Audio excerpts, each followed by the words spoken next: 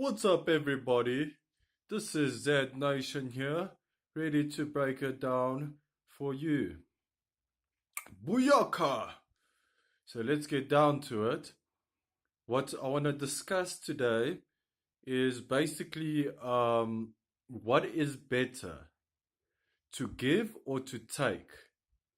So most people would think like to give is better, but that's like that's like off the top of your head. No, it's better to give than to receive. But do you really believe that? Do you really believe that when you're at that robot and the guy's asking you for money, at that point, do you really believe it's better for you to give than it is to receive? Like, do you really believe that if you give money to this guy, that it's doing more for you than what you than you getting something from someone else? And if your answer is no, then that no, I'd rather receive something from someone else than give something to this homeless guy. Then sometimes that's not the correct mindset to be coming from, because the thing is, like, when you receive, when you give, you open up yourself to receiving. Even if you're not going to receive something back immediately, or even ever from the person you're giving to. But the fact of the matter is, you're opening yourself up to receive, because you know that you have given, and you know that if someone gives to you, you're not going to be like, no, no, you know what, I don't deserve it. You're like, yes, I deserve it, because I myself am also a giver.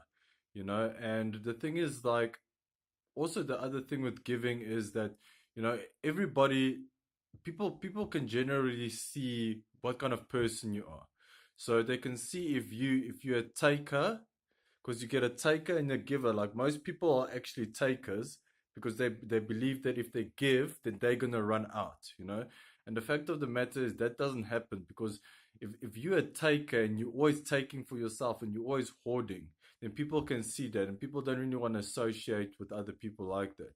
But if you're a giver, then generally everyone loves a giver. Everyone loves someone that gives more of themselves. I'm not necessarily talking about money, but I'm talking about time. I'm talking about knowledge. I'm talking about wisdom. I'm talking about love, compassion, patience.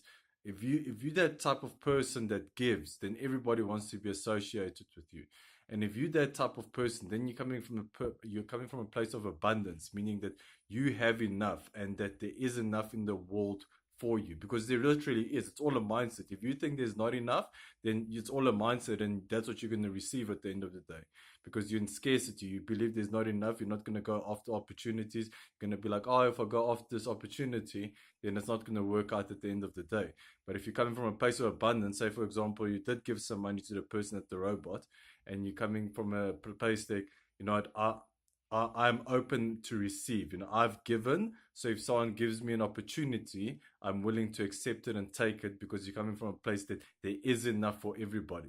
And if you're coming from that place, then you take your opportunity, and then through that opportunity, be it work, be it a job, or whatever it is you're doing, you now have an opportunity to give even more, because someone has given to you.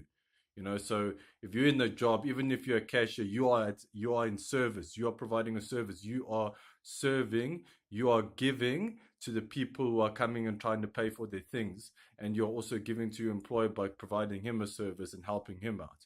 So you might not see it that way, but that's what it is. It might not be something you want to be doing in your job or whatever, but that's the way it is. And you are providing a service, and then when your employer pays you and someone pays you, then you are because you've given, you're opening yourself up to receive. So when it comes to giving and receiving, a lot of people associate that strictly with money. And I want you to see it from, yes, money is part of it, but I want you to see it also from a place as, when you give, or you give compassion, you give love, you give peace to other people, you give inspiration, you give motivation, you give energy, you give healing, you give even money, you give love, and all of those things. And it all comes back to you, because if you give it, then other people want to reciprocate. It's called the law of reciprocation. And if you give, then it always comes back to whatever you put out, whatever you sow, you will reap. And in the Bible it says so, and some people believe in karma. which is also the same principle that whatever you put out in the world, you put out bad, it will come back around to you. Put out good, that will also come back around to you.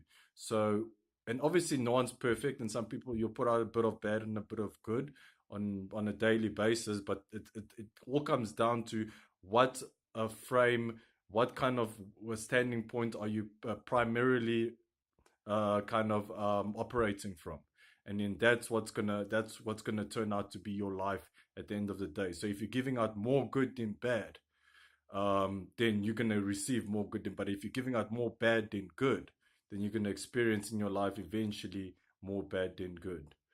Guys, I hope this helps. This is Zed here. Peace out.